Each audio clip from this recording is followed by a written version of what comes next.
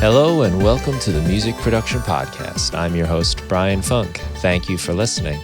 And hey, check out my website, brianfunk.com. I got lots of tutorials, Ableton Live packs, both free and for sale. And I've got a music production club that gets you new stuff in your inbox every month. It gets you access to our Discord, our live classes online.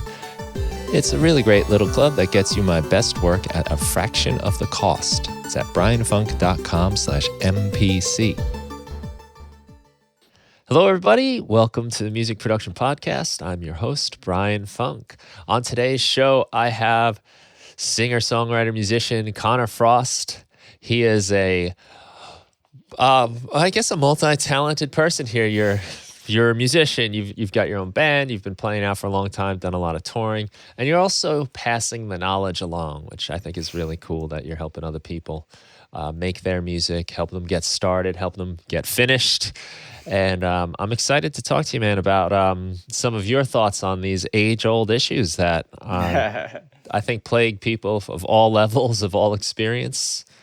So welcome to the show, Connor. Yeah, I really appreciate it. It's really, really good to be here. And yeah, I'm excited to get into it, as they say. Yeah. So this is something you're doing quite a bit of. You're helping people through your own experience. Yeah, it's funny. It kind of happened naturally. A couple years ago, I was just looking into this idea of coaching because I thought it was cool. This idea of like helping someone with the transformation. I have a teaching background. I've been a teacher for most of my adult life. So it seemed just like I was just really intrigued. And then working with a business coach who I hired to kind of help me bring some sort of program to fruition. Just telling him about my experiences with being a DIY musician, really just like putting my nose to the grindstone, like kind of just kind of doing it, just like kind of going on tour without even like really thinking about it, for better or for worse, releasing records just because I really wanted to learn. And he was like, you should absolutely pass that knowledge along, kind of like what you were saying. So I was really passionate about this idea of helping musicians get started because when I look back, I made a lot of mistakes in the beginning. I learned a lot, and I think it's just such an exciting time. And I think that beginning can really start with that first release. So I kind of honed in on this idea of helping hidden musicians to write and release their first album or single. So I work exclusively with people who are looking to put that first release out there and need the guidance and encouragement to do so. And that's a big step for people, the first time to put yourself out there. Totally. Totally. Yeah, so much fear. Yeah. It's the unknown. What's going to happen? Totally. And it can be paralyzing, I've found. Absolutely. No, and that's the case for a lot of people. I think just battling with perfectionism, various insecurities, whatever it may be. And to be able to help people break through that is a cool and powerful thing. And it's been really fun. It's been really rewarding. Yeah, so it sounds like you've kind of found a way to create a career through patching a lot of different aspects of your work together, and the come together of the music and the teaching, which is something that happened to me too. I don't know if I mentioned this here. I teach high school English. Yeah. And so I didn't really know that I was going to get into like the music teaching stuff as much. But it was just one of those, things that make sense now, but looking forward, it's hard to see, but looking back, it's like, oh yeah, I get that story. Yeah. I think it was a similar kind of thing. Like I didn't really know, if you'd asked me 10 years ago if I would, be running my own coaching business, I wouldn't even have known what a coaching business was or a mentoring business was, So I think just through taking action and trying different things, it just led me to different paths. And that's kind of what I like to talk about with my the students that I work with, the clients that I work with. It's like, you don't need to figure everything out before you pursue something, before you try something. Because once you take that first action, maybe it's like releasing first album, for example, the next thing is going to become more clear just through that action that you took. Mm. And that's always like kind of been, my case. Like I learned about my love of traveling through touring. I learned about my love for business through starting my own tutoring business and starting my own mentoring business. So I think these things just have a way of happening and paving the road itself just through taking action. Yeah, I think that we're kind of set up, and maybe it's school, right from the early days where, you're gonna go to school, then you're gonna go to college for something and get your job and ride it all the way through retirement. So it can Totally. be really difficult to know, like, all right, well, what am I gonna do? Because like this Right. is the rest of my life here. I'm making this decision, and usually you're like 17 at that point or something, and you're not making good decisions about a lot of things anyway. Right. And it can be really difficult. I always joke around with my students. I'm like, I still don't know what I want to be when I grow up. Yeah. No, it's totally true. I think you're absolutely right. I think we were conditioned to search for a certain something, a very distinct path. I think we really like labels for whatever reason, Mm, right? Like we like to be able to say like, I am this, I am mm, that. And yeah, I think I've just found that a lot of the more fulfilling experiences, and this is just for me, I'm not making a blanket statement necessarily, have sort of been through those uncertain periods of, what exactly is it that I'm doing? What exactly is it that I'm trying to accomplish? And I think this recent, not too recent now, I guess it's a couple years now, but this mentoring practice that I have is kind of an example of that. Of like, yeah, I'm not really sure how this is going to turn out, but like I know that I'm passionate about it, and we're just going to sort of see. So leaning into that uncertainty has definitely been something that's tough, but can yeah. really be an asset. Yeah, it's a bad idea to wait for all of the green lights of life to appear before you do anything. A Exactly. lot of times you don't even see any of those lights until you start moving forward a little bit Totally, and totally. things clear up a bit. Um, so if, in your experience, what was maybe some of those moments for you where you kind of decided to either go for it or you were going for it and you came across maybe some kind of challenges or uncertainties, like you said? Yeah. So the first time, and I remember it distinctly. And I guess it wasn't that long ago, but I was full time teaching in Montclair, New Jersey. This was 2012, which is it's Mhm. crazy to think that was 9 years ago now. So back in 2012, when I was teaching middle school, I was after work, I would take a train from Jersey to go rehearse in Bushwick, Brooklyn for a few hours. And then I would take the train up to Washington Heights, Manhattan, where I was living at the time. I would get back by like probably 11:30. Then I would wake up at probably like 5:36 to go back to work in the morning Mm, again. And I was just like, this is like crazy. Like I don't know what I'm doing. Like this is not sustainable. And I just remember thinking to myself, like, I need to leave this teaching job. So that's exactly what I did. So the following year I left, and I positioned myself to better pursue my music. And what I really wanted was schedule flexibility. So um, I started picking up some tutoring jobs to make ends meet. But the idea was I really wanted to devote time to my music. So I think that balance in the beginning was tough for me, trying to get the music in along with doing having a full time teaching career. mm, Um, I think some other things along the way that and maybe earlier on, even in like college and high school, I guess feeling insecure about my own abilities as a musician and songwriter.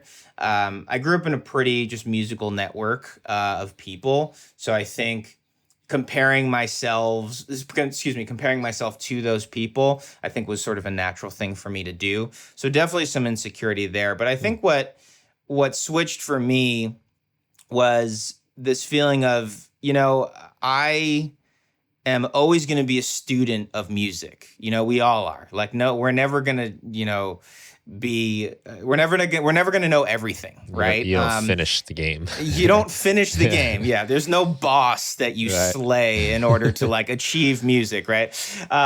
So I think once I embraced that role, um, everything became a lot more fun because Mm. instead of like comparing myself to people, I was learning from them or I was being inspired by them. And I actually put myself in situations where I was with people who knew more than me.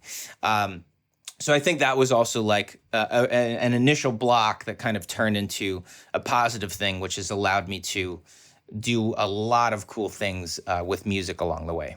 Mm. That's interesting because you say you come from like a lot of musical people. There's around musicians, and that was the cause of the insecurity. And I've heard the exact opposite too. I've heard that I wasn't from a musical family, and I didn't have that, and that made me insecure, made me feel out of place when I got around musicians. And I guess it goes to show that um, insecurity is going to creep in. That's just Yeah, totally. And your perception is your reality. So, like, mm, regardless of what situation you're in, if you're perceiving something, if you're perceiving that insecurity, if you're creating that insecurity, it probably doesn't matter if you come from a musical family or network or not. Yeah, definitely. yeah. Yeah, it's like this story you're telling yourself, like this narrative. I was on last night. I got swept away into the, you know, never-ending abyss of social media. I was on Instagram Reels, right? Yeah. And they just keep coming, right? And for some reason, I'm just getting like all these guitar players coming up, one after another. Incredible guitarists, Yeah. like using like crazy weird techniques I've never even really tried, tapping and like Yeah. doing like wild stuff and like one after the other. And I'm like, every single one of these people that pops up on this thing is way better than me. That's just Yeah. like what I Yeah. started Yeah. Yeah. thinking in my head. Totally. And it was I had to put it down for a second, and then it like occurred to me like better than me is what does that mean? Like Right. Right. because a lot of the music they were playing isn't really what I'm into anyway. So what am I telling myself here? So is it Exactly. by popping out of that for a second, I was like, well, look, I feel like I have my own thing going that I do Right. enjoy a lot.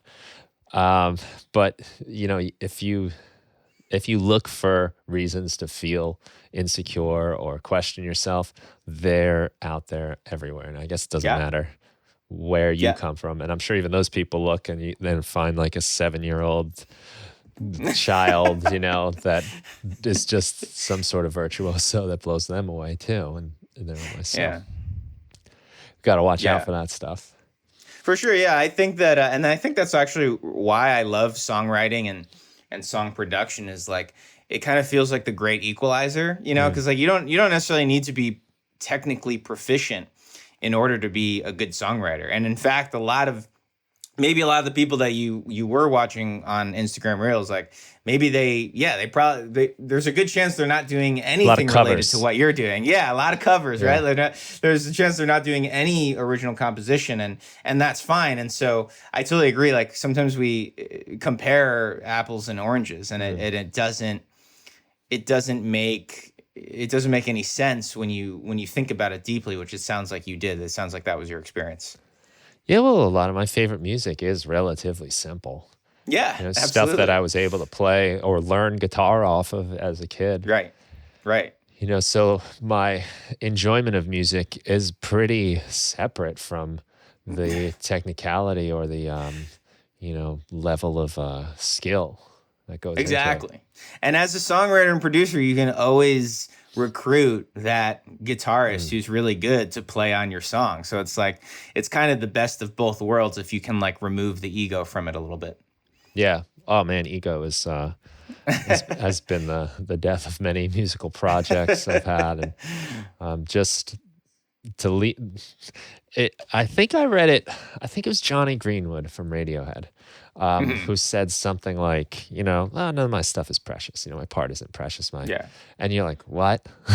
Like you wrote, you were okay. Computer's not precious. Right, Like, right. come on, man. Like, what are you talking? But the way he put it was just like, if I came up with that, I can come up with something else. And if I am not my guitar part.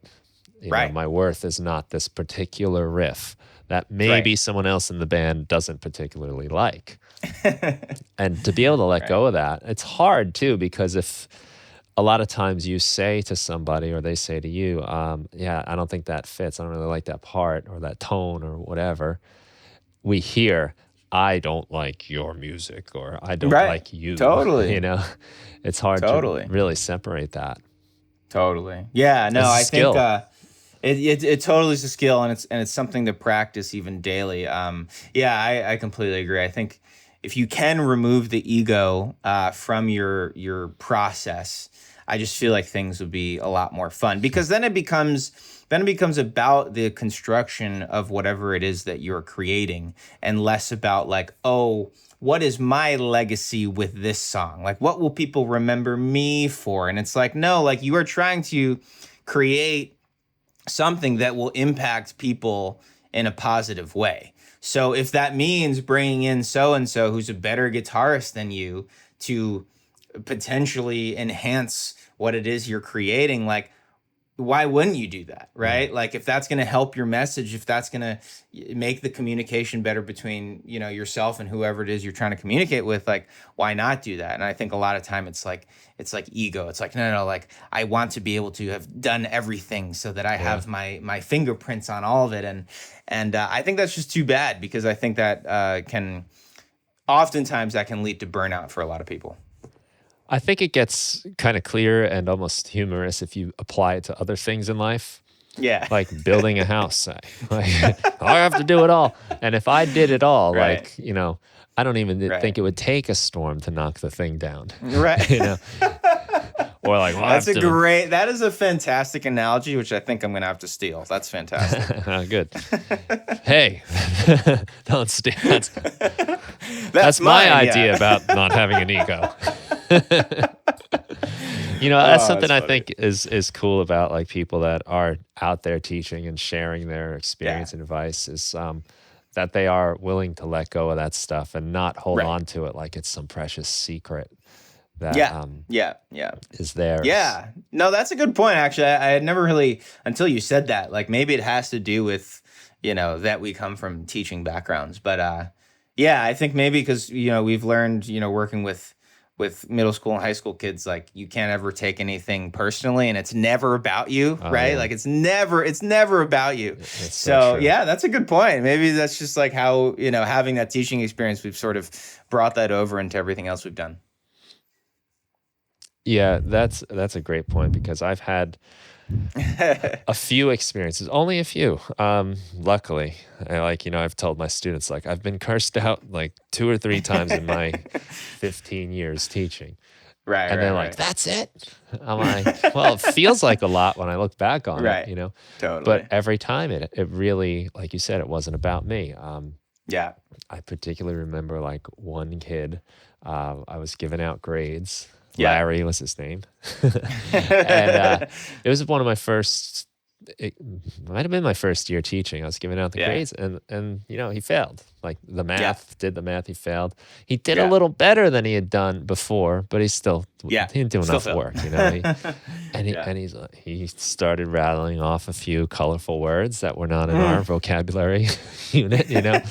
And he was really unhappy, and one of my teachers, the department chair actually at my school Yeah. had told me this. He said, you know he told me, for one, it's never personal, and if there's a Never problem, you personal. got to remove the audience, Yeah. Yeah. because they have everything to lose, so they'll fight you to the death. Totally. If Totally. you lean into them, their whole social life is on the line, their Yeah. reputation. So Yeah. they'll go, and there's a limit to where I can go, you know? They might get suspended. I could uh, be done and never right. allowed to teach again if I could take Right. it that Right. far. Yeah. No, So it's a good point. so I pulled Larry Yeah. outside after a minute, you know, let him sit for a second. I was like, "Yeah, it seems like you're really upset, man. What's going on?" And like he changed from angry person to like, "Ah, you know, I just tried a lot Yeah. harder this quarter, and I just don't understand why I can't do it." Yeah. And I was like, all Yeah. right, you know, and then I was able to, you know, try to work with him and help him and not, and Yeah. the fact that I didn't lash out on him changed Yeah. the relationship a lot, and he did a Yeah. lot better. Yeah. Um, Yeah. and it's funny how, you know, at first my ego popped up and I was like, oh, you think you can say that? Yeah. And I'm like, Yeah. I'm thinking of how I'm going to squash this, you know, Right. because Right. I need to be respected and, you know, Right. whatever. Totally. And I know if I would have went in that direction, it would have just blown up, Counterproductive. you know. 100%. Yeah. But to Yeah. realize, yeah, it's not about you. Yeah. Whether it's there or whether it's in the song where I'm gonna do the guitar Totally. part or whatever. Totally. Yeah, that's tough. Yeah. It's tough though because our ego, I guess, is in our, you know, mind for a reason. It's helped us survive. You know, the Yep. fact that we have self-preservation instincts, we look out Right. for Right. ourselves, keeps us Important. alive. Yeah. It does matter, but Yeah. in other aspects like this, it can be the exact thing that ruins it. Yeah, I think so. And I think if, just an example of feeling the need to do everything yourself, just like as an example of your, I guess, your ego getting the best of you. I think that there could be value in doing that, certainly, like going through that process. But I think there should be room to be open to the possibility of maybe bringing other people into your process, letting go of some of Mm, that ego, because you will learn from that as well. So yeah, I think it's about flexibility. It's about being open to other possibilities, and yeah, I think making it more about the thing that you're creating rather than like, what am I going to be remembered for because of this thing that I created? mhm. Um, so definitely a big part of, the process, or fighting those certain instincts, I guess. Mm. Well, let me ask you, you've got a band, Dizzy Bats, right? And you guys, it's almost 10 years, right? It was say 2013 you guys Yeah. started? So our first record came out in 2012. Okay. I started kind of unofficially working on it even before I had a name for it in 2011. So yeah, it's weird. This summer will be. I started it the summer after I graduated college, which was 2011. And so yeah, it'll be 10 years since that summer, jamming in my parents' basement. Some of Nice. those early songs. So it's wild. It's like wild to think about that. But I'm proud. I'm really proud that certainly there have been a large number of band members along the way. But I'm proud that it's come this far. And we just put out our third full length record, our sixth full band album. So it's something I'm very proud of, and it's really it feels like just a massive part of who I am, Mm, as well as like just my adulthood in general. right. Well, you are the lead singer, right? Correct. Um, Guitar player, lead singer, which is a notoriously ego prone position, right? So I guess what I'm trying to get at is how have you managed that and to keep like the group together and to keep it working, that it's fulfilling for you as well, but also for the other people that you play with. Yeah, so I've learned a lot over the years. I definitely have made mistakes over the years. The first major adjustment was, I think at the beginning I had this almost exoticized view of what being in a band was. Like I was looking for those like perfect band members who were equally willing to make the same sacrifices I was willing to make for, in the name of this music, right? And it just didn't happen that way. And maybe those people are still out there, who knows? But it just didn't happen that way. So I kind of restructured it so that it almost functioned at times as a solo project. And I would find people to help me out, from band members to producers and everyone in between, to bring a tour to life or to bring an album to life. So I think once I made that switch, while maybe it involved me investing more money, like hiring certain musicians or producers or whatever else. I think it eliminated a lot of the headache that there would have been had I tried to find that perfect fit, that perfect band that I just wasn't finding. So I think when I changed to that model, then it sort of became, and it's the case today, that the only person that could, destroy this band is me. Right. Like there's no one else who could, derail the process. And once I made that adjustment, things just became a lot smoother. And it meant that I was able to work with like a lot of different people, a lot of different musicians, who came on various tours or who partook in certain album recordings. So it really just diversified, my network, and being able to just work with so many musicians, not only musicians, but people in film, people in graphic design, just so many different artists. And it has become almost this like collective of sorts. And I think because it's also lasted 10 years, like everyone has their memories of Dizzy Bats, whether they played with us or worked on a project with us. So, all this to say is that I think once I put myself in a position where I was able to pave the way myself, that allowed for the longevity that we've had, these last 10 years. I think that's a thing that gets in the way of a lot of bands is maybe like Yeah. being unclear about like what kind of commitment we're putting in Yeah. and what we're willing to do. Because of course, every band is starting pretty much from nothing, usually. And things might be going really well for a while, and then the opportunities start coming up, and you might realize that so and so, the bass player, drummer, whatever person in the band, this has been great, but this is my Tuesday night thing. Yeah, This is totally, not totally. my 3 shows in a week. Right, right, And then right. if that's not made clear, you get into these things like, well, what do you mean you can't play on Thursday night at 1 a.m. at the Totally. dive bar? Totally. How are we ever going to get big? And you realize, totally. Maybe that's not what the other people are looking for. So I think Totally. it's really important for bands, especially, to have these discussions and be like, what is my role going to be? Not just in the band, but as like, am I doing artwork? Am I sending out emails? Am I the one that organizes the practices? To set that stuff up can save you a lot of heartache down the road. Being super clear about expectations is another thing that I learned. Yeah.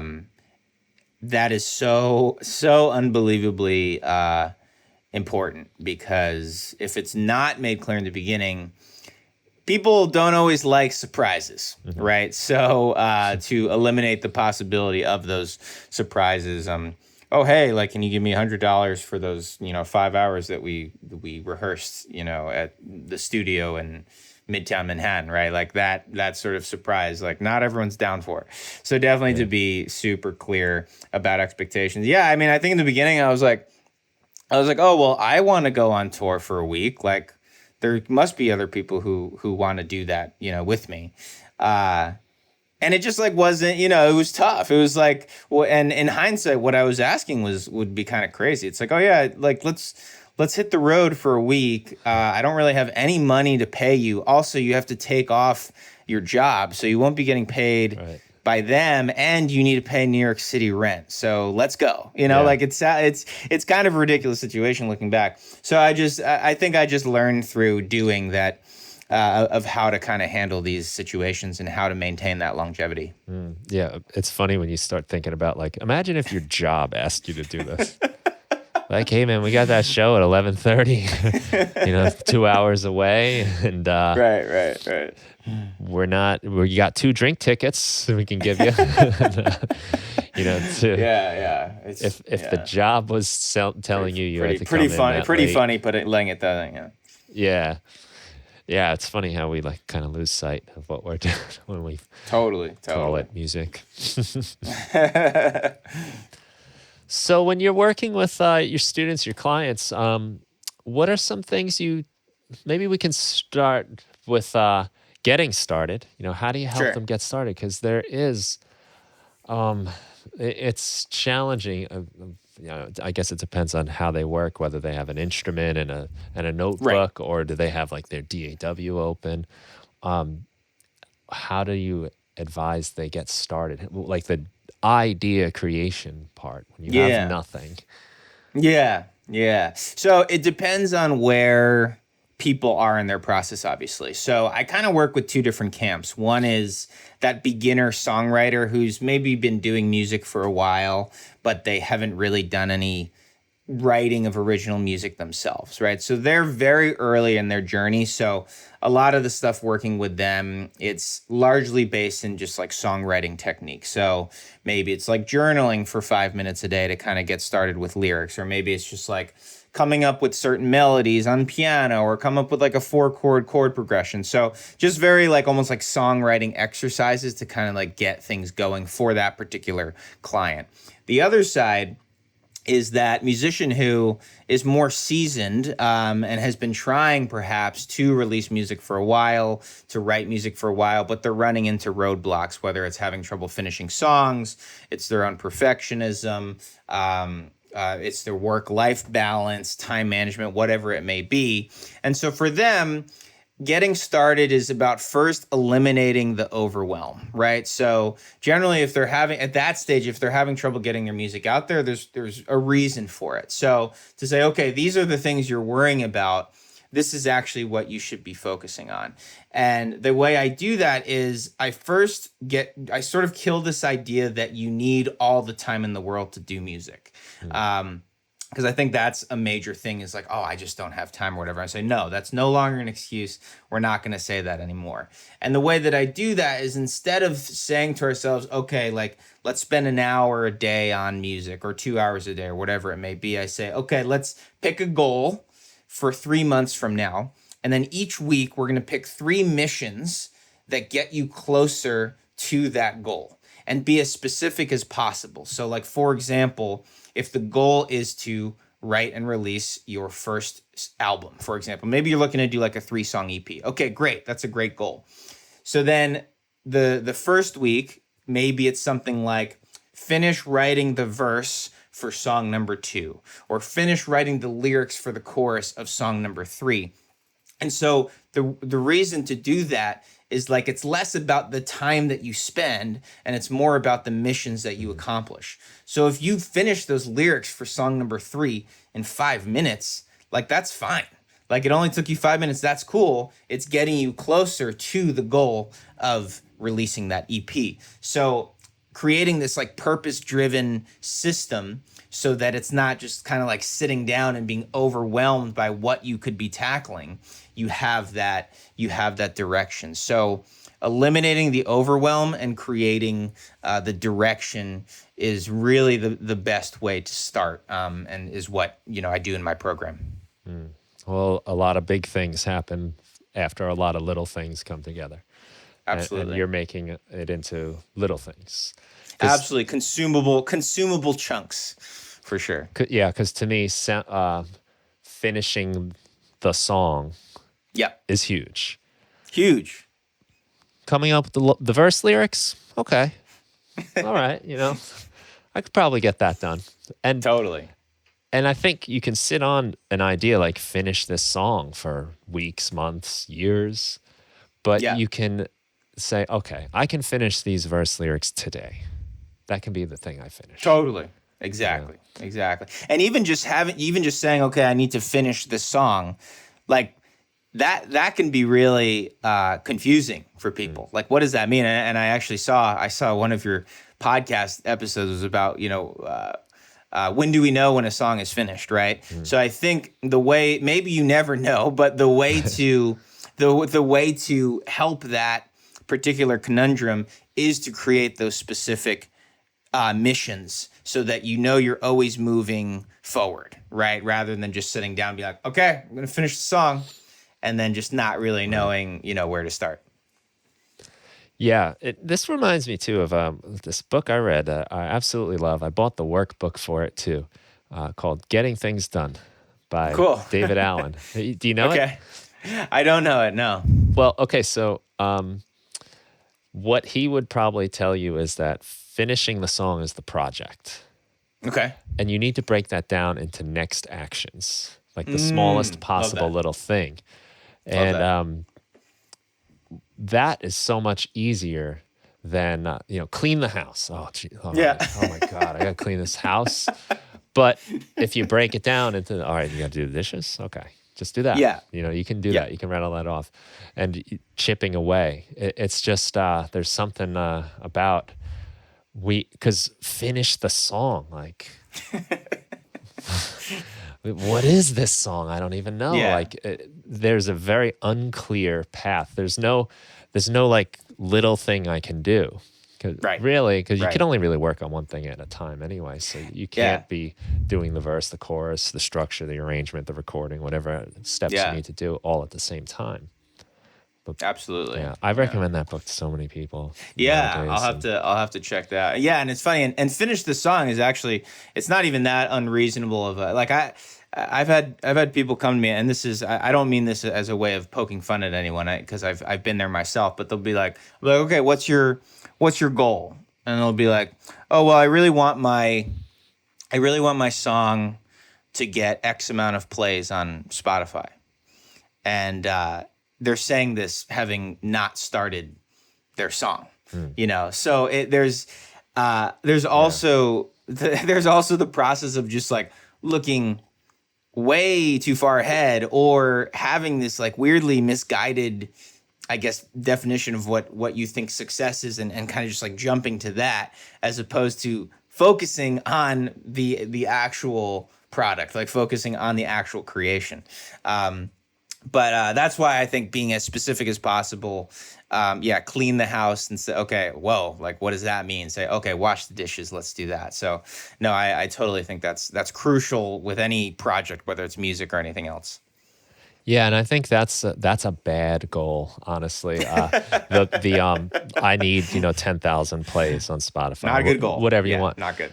Yeah. Because for one, you might get super lucky and Right. just get it with you did something real quick one night, you just whatever, you felt that magic that Right. once in a blue moon comes and the song just pops out and you put it up Right. and wow, people loved it. Right. And you didn't learn the process that way. Right. You just got Exactly. lucky. You got struck by lightning, Exactly. hit the lottery, whatever you want to Totally. say. But the other thing is that you also are making a goal that you really don't have any control over. What you can control is finishing the song, getting through the process, sending it out, promoting it, contacting various publications, this many a day. You can, if you have that goal, break it down to, well, what are the things you would need to do to get those sorts of Yes. plays? And you can focus on that. And you Right. might not ever get to that because that's not really in your control.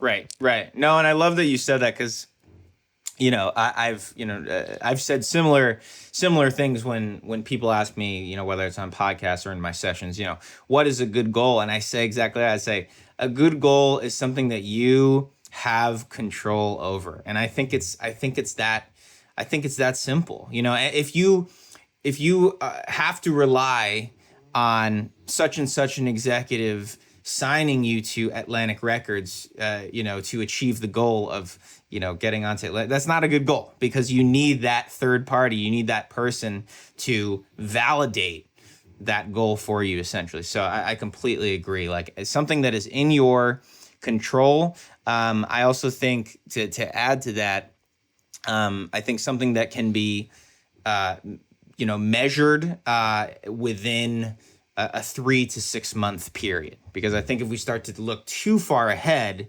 there's so many things that need to happen to get to that goal that can end up being, it sounds counterintuitive, but that would end up being a block because you're looking so far ahead, you're not lining up the pieces quite correctly. So I think also I love 3 month goals, like quarterly goals, because it's not too long, not too short, and you can start to really focus on what's in front of you.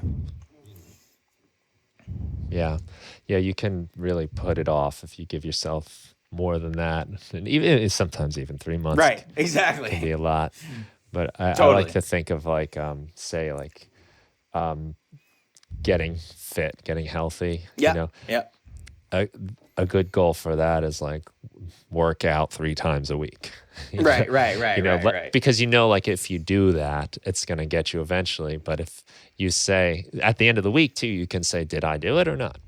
Right. In a Right. short amount of Exactly. time, you get quick feedback, and then you can correct course still, and you're not 6 months down the road saying, I want, New Year's Eve, you make that commitment, and then it's June and you still don't feel comfortable in your bathing suit, at the Yeah. beach. Exactly. But Exactly. maybe that'll happen if you are doing the little things on a daily, weekly basis. Totally. 100%.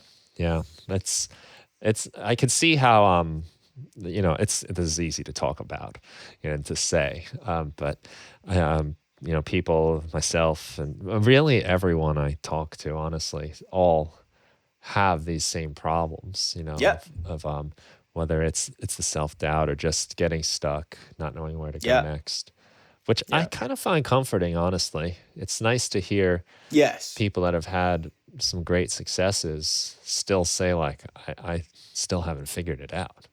Yeah, absolutely. And I mean, I certainly, I think in the industry of coaching and mentoring, there's this maybe misconception that like coaches have it all figured out or mentors have it all figured out, and that's certainly not my message at all. Like I definitely, I feel like I'm not an expert at anything. I'm just like along for the ride with everyone else, and I'm kind of sharing what I'm doing. Mm. And kind of speak what you're talking about. It's like, yes, I have a coaching business, mentoring business, where I help other people, but then I myself also have coaches and mentors and teachers who help me. So I think it's just this cool system of like holding each other accountable, and whether you're hiring people to help you with that, or maybe you're coming up with your own system of accountability, we're just helping each other out, and we have these systems of accountability in place. So that's what I think it's largely about. Mm. So I got to imagine, like with what you're doing, discipline is really important. Um, because I mean, I'm sure you have your clients, you meet them at a certain time, but you could Yeah. probably decide to not do this or that, and no one is necessarily, in the immediate term anyway, the boss Right. isn't saying, where's Connor, he's not at his desk.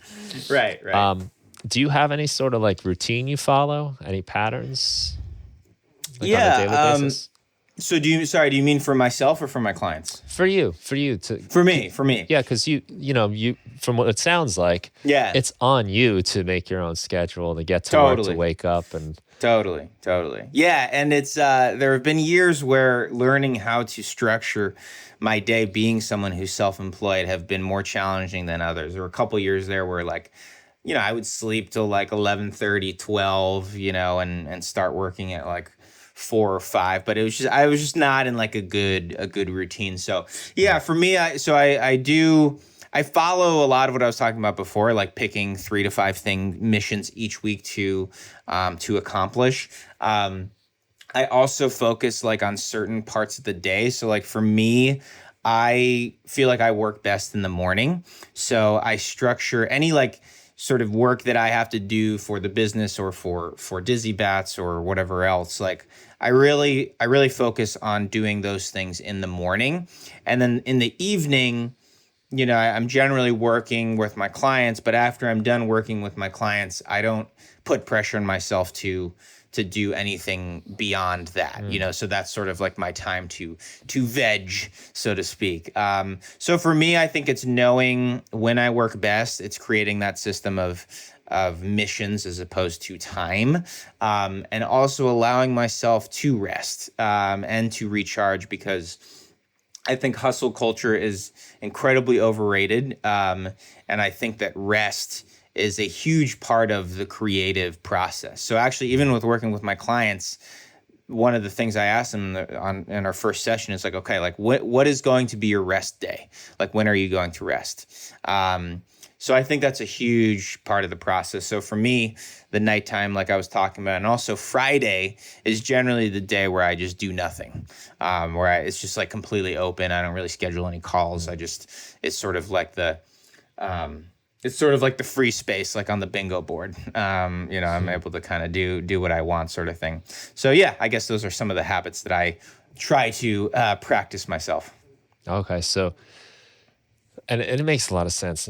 You have a more like goal mission Yeah. oriented view rather than time. Yes.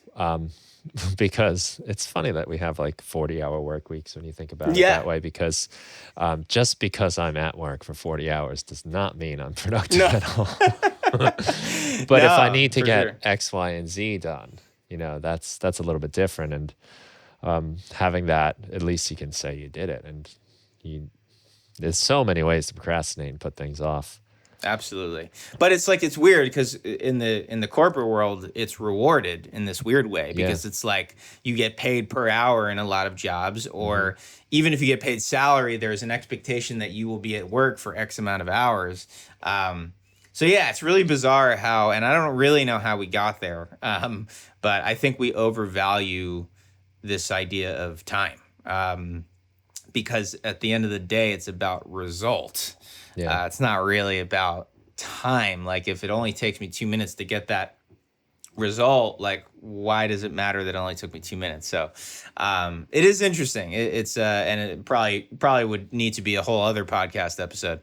Mm. But I think it's interesting how we got to this point of like even just the idea of like getting paid hourly Mm. is Clocking in. interesting. Yeah. Yeah, clocking in, clocking out, and like you said, there's a lot of dead time there. Yeah. Yeah. It's easy to to game that system. Totally. But I like that you also thought about the time off too, because it can be, especially, you're trying to do your thing, and you have to hustle to make it in Yeah. music. I mean, really anything, honestly, but to stand out in anything, you really do need a hustle. But it's important to like have permission to take time off, because Yeah. I know when I kind of first started, like, I guess it really kind of kicked in like after one of my last bands. This was like 10 years ago. We broke up, Yeah. and I still like was highly motivated to do Yeah. music. But the difference was we did music when we were together. We did practice, Yeah. we had our shows, whatever. So like it was in its little box and I was done. But then after that happened, I found myself almost like constantly doing it. And Yeah. and it was great. I used to joke, like when I started doing like a solo electronic thing, I was like, I love it. Yeah. Can I practice tonight? Yes. Yeah. Can I do that show? Let me ask the other people in the band. Yep, we're all good. It was none of the phone calls or anything, and that's nice.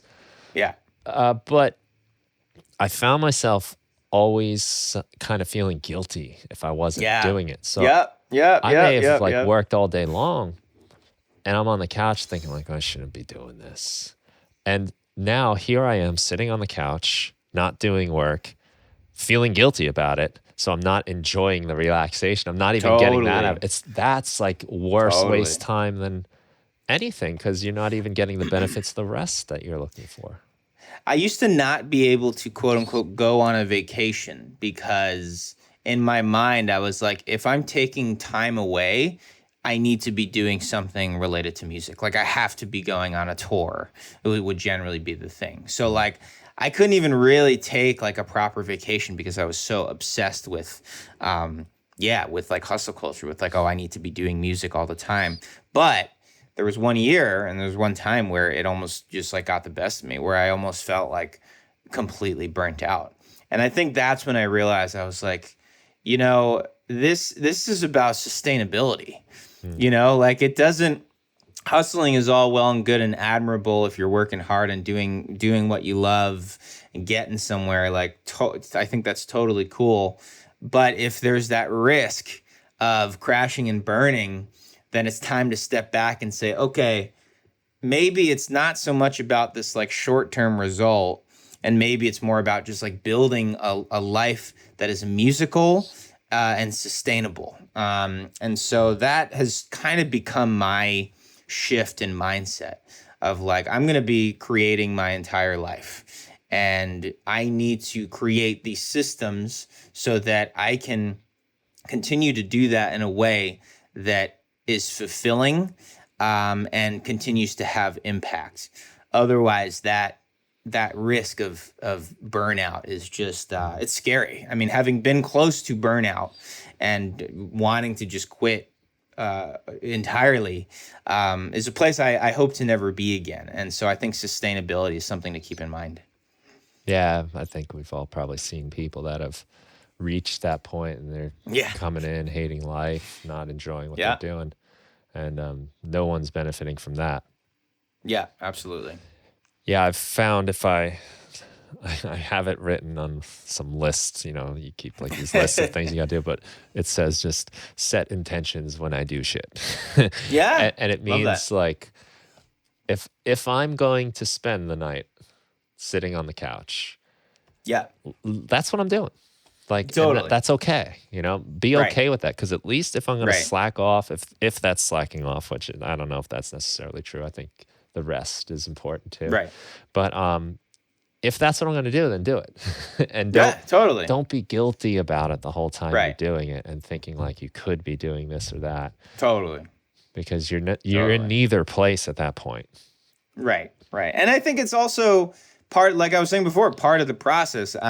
Actually, my business coach, he wrote a book called "Invest Your Time," and it's kind of it's similar to what you're just talking about. It's like, um, be intentional. Be Hmm. intentional about your time. So if you're obviously there's a line that should be obvious, right? If you're watching Netflix 24/7, then yeah, like that's not a good investment. But if you're taking that break, like you're talking about, you're watching TV for a night as a way to invest in yourself and your energy to then be able to do that next thing the next day, work on that project, then that's just a part of the process. Hmm. So there's a difference between investing time, which has a lot to do with the intention that you're describing, and wasting time. So if you can find ways to invest time, have that intention, as opposed to wasting it with no intention, I guess would be the difference. Then that's sort of the distinction to make. Mm. Yeah, right. And it can be good to kind of pay attention to where your hours are going, you know, Yeah, just absolutely, to absolutely. actually document that. You might be surprised. I know I've been, whenever I keep track of that, oh, I did that for that Yeah. long. Or like, oh my God, I have been doing a lot, Right. Yeah, like absolutely. Yeah. I need to stop. Yeah, yeah, exactly. For Yeah. sure. Well, that's all good stuff. Let's see. I guess, do you feel like there's any one like important bit of information maybe or advice you'd like to leave people with? Maybe something that's helped you or you see that helps some of your clients in their own work? Yeah. Yeah. So to kind of reiterate, I think not obsessing over the amount of time you're spending on your music, and maybe creating a system that is more goal oriented and mission oriented, because I think a focused 15 minutes can be far more productive than a wasted 2 hours. Right. So that would definitely be the first thing. The second thing, with sort of respect to getting your first release out there, for anyone who's maybe feeling reluctant to do that, um, to just think about the fact that you will be creating for the rest of your life, and that first release is just a jumping off point, and it's that key that will open the door to future opportunities or potentially immediate opportunities. So to not I think we used the word precious before, to actually not be too precious about that first release, because it's probably not going to be your best.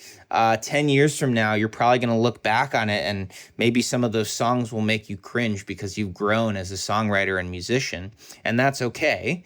So to just be comfortable with letting go, humble yourself to be the student, and things will line up. Things will get clear the more action that you take. So, for anyone who's feeling reluctant about that first release, just know that it's really just a jumping off point. Mm. Yeah, that's true. And if you feel embarrassed by it in the future, that's probably even a good sign. I think it's Yeah, a good sign. Like, you've I grown. look back, Yeah. totally. I mean, if I listen to our most recent record and the record we released 9 years ago, I mean, I think the difference is night and day. Hmm. And I think it would be weird if the difference wasn't night and day, you know? Yeah. So I'm happy that there is sort of that difference, I guess. And to just embrace the journey. Hmm. I think a lot of what you're saying makes a lot of sense. And when I think back to the first release I ever did on my own, I just had gotten like some like actual recording equipment, Yeah, yeah. updated from like 4-track tape recorders. And it was like 8-app machines, the VCR tapes you would put in. Totally. But they sounded like it was a whole new level. And for a little Yeah. while, I was obsessing over every detail. I'd have the Yeah. mics in the right spot and make sure Yeah. like Yeah. Yeah. everything's got to be. I was like trying to figure this, and there really was no YouTube. There was Yeah. internet, but Yeah. there was electricity. But there wasn't what we have today, and Right. I wasn't getting a lot done. But I kind of came to this point where I said, "Look, like the stuff I have now, the equipment is." Even if I do a bad job, it's still going to sound so much better. Yeah, So exactly. if I just go and I'll just not even worry about that. I'll Yeah, learn things just by doing it, but I'm not going to worry exactly. about it. And if I can just every day get like another part recorded, if I do it long enough, I'll finish. And it Exactly. happened, Yeah, exactly. And Exactly. that was a valuable lesson. And just letting go of perfectionism and getting involved in little missions. I'm going to get some acoustic guitar parts recorded. And if I get one done today, that's one more than I had yesterday. For sure. Yeah, that's good stuff. For It sure. sounds like you're Yeah. giving people some good advice and using your own experience to help them. I'm sure you're finding too that it helps you when you verbalize this and share this with people and Totally, reflect on your own totally. work. Yeah, and it's fun, like Yeah. I loved, talking about this stuff, and and whether or not someone becomes my client or not, like, it doesn't really matter to me. I think it's just about, like you said, getting this information out there, and if people resonate with it, then that's a great thing, and I Mm. feel very lucky to have the opportunity to do that. Yeah, cool. Well, judging from the testimonials on your page, no, I mean, that's some really nice things people said. So that's Yeah, awesome. I mean, appreciate that. as a teacher, like if you can reach anybody, that's a good day. Absolutely, I absolutely. see, Yeah. 100 or whatever kids a day, and if one of them got anything out of it, and every day, that's 180 times in a year. Right, That's right. those are good numbers. So There you go. yeah. So we will tell people to visit connorfrost.com. Two Yeah, N's in Connor, just connorfrost.com. in case they're wondering. Yep, CONNORFROST. Cool. And Dizzy Bats Music also to check out Correct. some of that music. I like that. We didn't talk a ton about it, but I like the sound. Oh, appreciate it. You Thank take you. me back a little bit to some of like the mid '90s sounds. Yeah, It's that sensibility is in there, which is what I grew up on. yeah. So I always appreciate that. Yeah. I'm not to Appreciate say that. it's dated, and it still sounds fresh and stuff. And it Yeah. sounds really Thank you. nice. But I Thank enjoy you. also that influence in there. Thank you. So yeah, connorfrost.com, dizzybatsmusic.com. Everyone go check it out. He's doing great work. And hey man, I wish you the best.